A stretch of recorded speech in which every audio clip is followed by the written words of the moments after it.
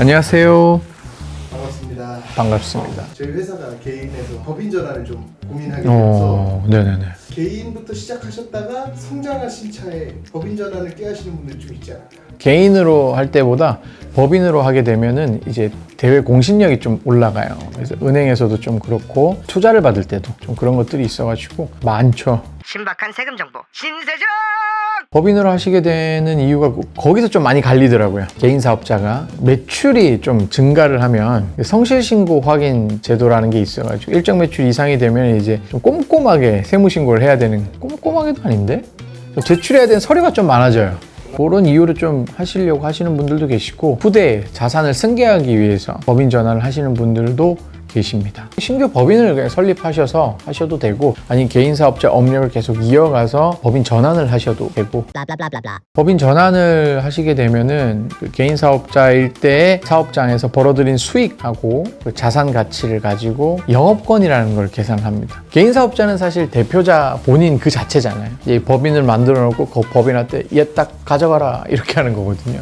그러면 개인 사업주가 법인한테 파는 거죠. 그래서 파는 대가로 영업권을 받아오는 건데, 그 영업권이 사업이 잘 되는 데들은 막 몇 억씩 해요. 그럼 몇 억씩 하는데 세금 너무 많이 내야 되는 거 아니에요? 이렇게 생각들을 하시는데, 그 영업권은 아무런 비용이 없어도 60%는 비용이 있다라고 인정을 해줘요. 필요경비 의제라는 걸 해주는데, 예를 들어서 영업권이 5억이다. 그럼 5억에 대해서 세금을 계산하는 게 아니고 5억에서 60%인 3억을 빼고 2억에 대해서 세금을 계산하신다고 보시면 돼요. 그러니까 조금 더 유리한 면은 있죠. 이거 쉽게 말씀드리면 권리금?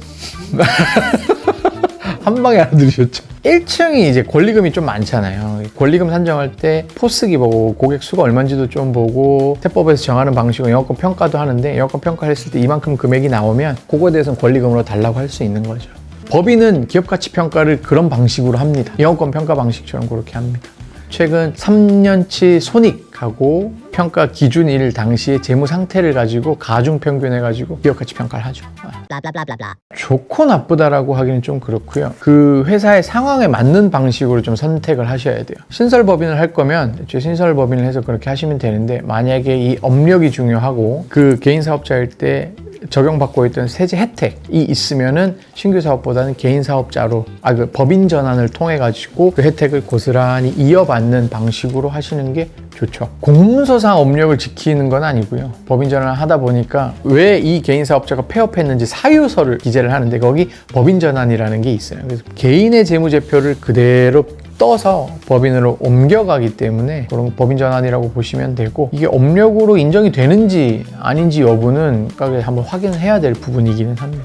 반대로 업력이 전혀 상관없는데, 근데 부동산 임대업 자녀에게 좀 물려주고 싶은데 이걸 법인으로 해가지고 주식을 좀 주고 싶다. 제조업이나 그 외에 도소매, 음식점 같은 경우에는 이제 가업상속이라는 걸 할 수 있어요. 가업으로 만들어가지고 상속인에게 물려주면은 기업 가치를 600억까지는 상속세가 안 나오게 해주는 그런 혜택이 있거든요. 그러면 개인은 가업상속이 안 되나요? 라고 얘기를 하시는 분들이 개인도 돼요. 개인과 법인의 차이가 조금 있어가지고 법인이 조금 더 유리할 수 있다. 그래서 법인으로 하는 경우가 많죠. 세제 혜택을 이전에 받은 게 있는 상태에서 그냥 폐업을 하고 신설법인을 만들어 버리면 세제 혜택이 다 사라져요.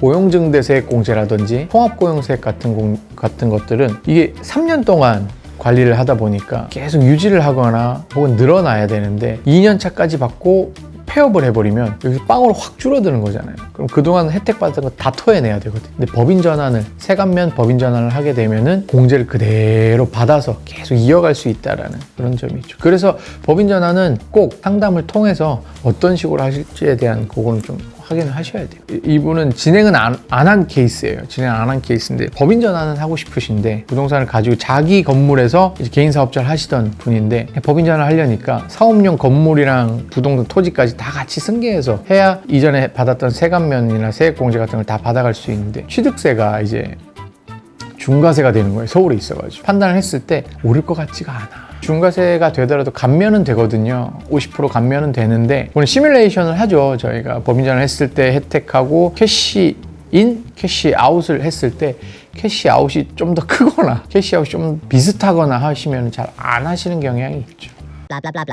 법인 전환을 하실 때에는 법인 전환의 방식이 다양하게 있어요. 일반 포괄 양수도 방식이 있고 세관면 포괄 양수도 방식이 있고 현물 출자 법인 전환이 있고 중소기업 간 통합 방식이 있는데 이 네 가지 방식 중에 어떤 게 본인에게 맞을지는 꼭 상담을 통해 가지고 하셔야 돼요. 어수룩하게 다른 거 하셨다가 혜택을 못 보시거나 문제가 될 가능성이 있고 손해를 보실 수 있기 때문에 꼭 법인 전환 하시기 전에는 전문가하고 상담을 하고 진행을 하시는 걸 추천드립니다. 잘하시는 분 저요. 해 말고 나. 이 세상 모든 사람들이 절세하는 그날까지. 택설.